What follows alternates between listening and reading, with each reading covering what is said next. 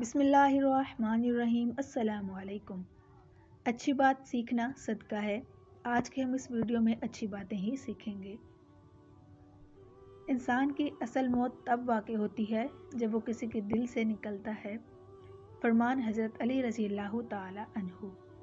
غیر ضروری تنقید وہ تلوار ہے جو سب سے پہلے خوبصورت تعلقات کا سر قلم کرتی ہے۔ اپنی زندگی ایسے جیو کہ اللہ تعالیٰ کو پسند آ جاؤ۔ دنیا والوں کی سوچ تو روز بدلتی رہتی ہے۔ درخت جتنا اونچا ہوگا اس کا سایہ اتنا ہی چھوٹا ہوگا، اس لیے اونچا بننے کے بجائے بڑا بننے کی کوشش کرو۔ خاموشیاں ہی بہتر ہیں صاحب، لفظوں سے لوگ روٹھتے بہت ہیں۔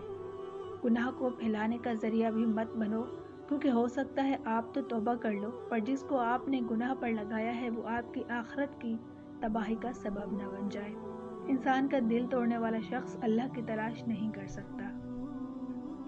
آج تک سمجھ نہیں آ سکا اپنے بچوں کا پیٹ پالنے کے لیے 12 گھنٹے تک کام کرنے والے کے پاس مسجد میں جانے کے لیے 10 منٹ کیوں نہیں ہوتے۔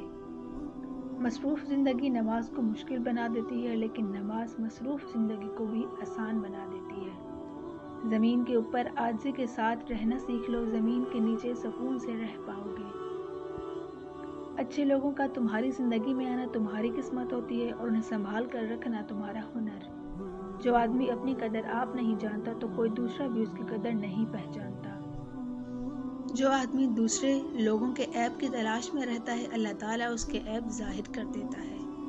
کوئی تمہارا دل دکھائے تو ناراض مت ہونا، کیونکہ قدرت کا قانون ہے، جس درخت کا پھل زیادہ میٹھا ہوتا ہے لوگ پتھر بھی اسی کو مارتے ہیں۔ جو آدمی لوگوں کے حالات دیکھ کر عبرت پذیر نہیں ہوتا اللہ تعالیٰ اس کے حالات سے اور لوگوں کو عبرت دلاتا ہے۔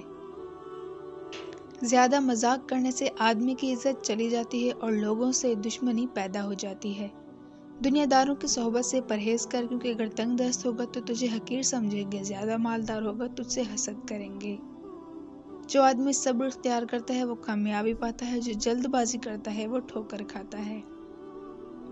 جب آنکھیں نفس کی پسندیدہ چیزیں دیکھنے لگیں تو دل انجام سے اندھا ہو جاتا ہے۔ لوگوں سے یاد کرنے کا شکوہ مت کرو، کیونکہ جو انسان اپنے رب کو بھول سکتا ہے وہ سب کو بھول سکتا ہے۔ اخلاق وہ چیز ہے جس کی قیمت کچھ نہیں دینی پڑتی، ہاں مگر اس سے ہر انسان خریدا جا سکتا ہے۔ صبر کی 2 صورتیں ہیں، جو ناپسند ہو اسے برداشت کرنا، جو پسند ہو اس کا انتظار کرنا۔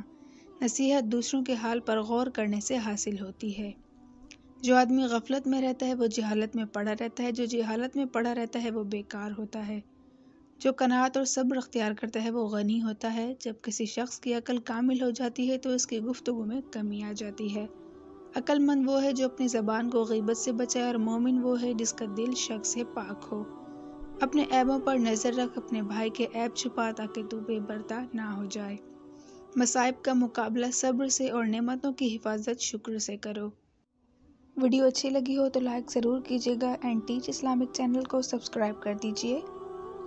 اسی طرح کی اچھی ویڈیو آپ تک پہنچتی رہیں۔ اللہ پاک ہم سب کا حامی و ناصر رہو۔ اللہ حافظ۔